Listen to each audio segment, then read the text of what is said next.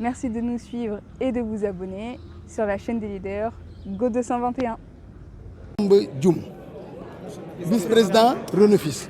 Nous l'avons dit tout à l'heure, en plein pèlerinage, le ministère du Hajj avait appelé tous les pays, tous les représentants des pays musulmans pour leur dire que désormais le calendrier du Hajj 2025-2026 sera anticipé et qu'il appelle tous ces pays à organiser le plus tôt possible l'inscription des pèlerinages sur les plateformes du Hajj. C'est pourquoi le délégué général aussi avait lancé depuis le 25 juillet dernier le lancement du Hajj, ce qui est une première parce que auparavant les gens attendaient le Ramadan ou le mois de janvier pour venir s'inscrire. Et celui qui continue à opter à faire de cette façon risque d'être folklore.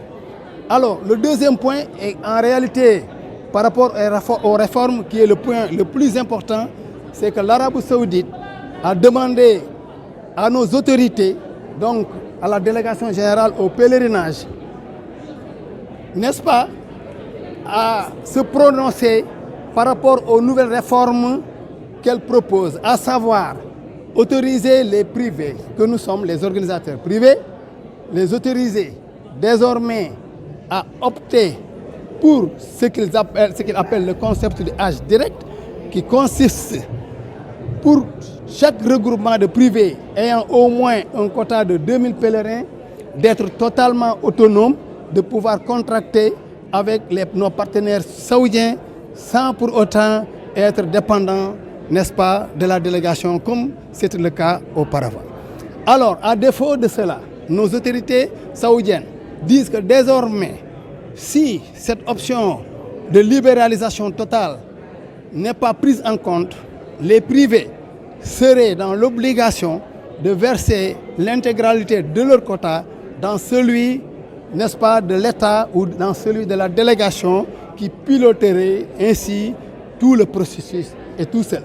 Comme vous le savez, avant, les privés avaient ce qu'on appelle leur propre portail électronique qui leur permettait de faire toutes les négociations avec nos partenaires. La délégation aussi, qui gère 1800, avait cette possibilité. Mais désormais, soit les privés avec un quota minimal de 2000 devront aller seuls, sans la délégation, et dans ce cas, la délégation, n'est-ce pas, se suffirait de superviser les privés. Au cas contraire, il n'y aurait qu'une seule structure, c'est l'État, n'est-ce pas, et dans l'État, il y aurait les privés, mais dans ce cas, ces privés-là n'auraient pas la responsabilité de signer les contrats.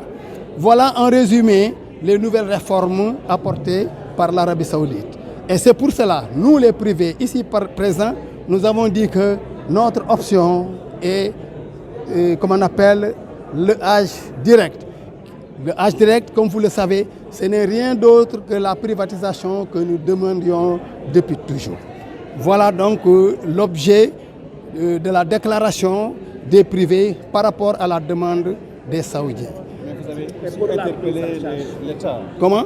Vous avez aussi interpellé l'État par rapport aux difficultés auxquelles vous avez été confrontés l'année dernière. Voilà, c'est ça. Et disons que, en dehors maintenant des réformes apportées par l'Arabie Saoudite sur le calendrier du Hajj et comme on appelle la notion du Hajj direct, il nous appartient aussi à nous, et on ne peut pas ne pas le faire, n'est-ce pas, de faire l'évaluation du Hajj dernier.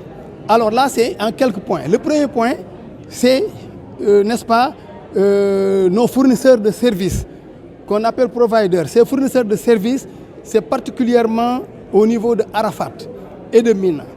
Les conditions de vie d'existence étaient lamentables à Mina. Les tentes étaient très exiguës. La restauration était d'une très mauvaise qualité. Et là, comme on l'a dit tout à l'heure, depuis une dizaine d'années, n'est-ce pas, nous vivons toujours le même calvaire avec nos fournisseurs. C'est pourquoi nous avons dit que désormais, nous demandons à l'État, et si on nous laisse partir tout seul dans le cadre du Hajj direct, il n'est plus question de traiter avec les anciens partenaires, parce qu'il y a de nouveaux partenaires que nous avons décelés qui ont donné de bons services, n'est-ce pas, à leurs privés et en tout cas à leurs autorités locales. Voilà, mais là, c'est par rapport aux fournisseurs de services. Mais il y a aussi Air Sénégal. Mon ami Sall qui était là tout à l'heure. Comme vous le savez, Air Sénégal, même si par rapport aux années passées, nous avons constaté quelques améliorations, il faut dire que Air Sénégal n'a pas la capacité du tout de convoyer les 100%, les 12 000 pèlerins. Elle n'a pas la capacité. Ils l'ont fait, ils l'ont suffisamment démontré. Alors c'est pourquoi nous demandons à l'État, désormais, comme on le sait, qui trop embrasse, mal étreint, et c'est le cas avec Air Sénégal qui n'a pas cette capacité. Nous demandons de diviser le quota en deux, que Air Sénégal, au minimum, au maximum, ne s'occupe que des 50% du quota. Le reste, on le laisse avec les compagnies régulières qui, quand même, nous le savons, nous offrent d'excellents services à un bon prix. Alors, il y a aussi la banque par rapport à la banque islamique.